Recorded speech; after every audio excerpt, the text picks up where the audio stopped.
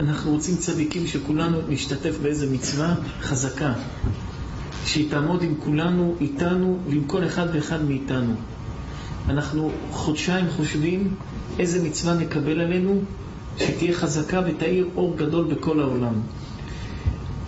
יש לנו מצווה גדולה שהקדוש ברוך הוא נתן לבנות ישראל. איזה מצווה?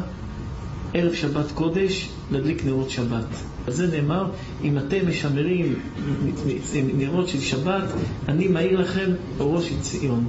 אם שומרים את אורו של שבת, הקדוש ברוך הוא מאיר לנו אורו של ציון, הקדוש ברוך הוא נותן ישועה, הקדוש ברוך הוא נותן הצלחה, נותן טוב.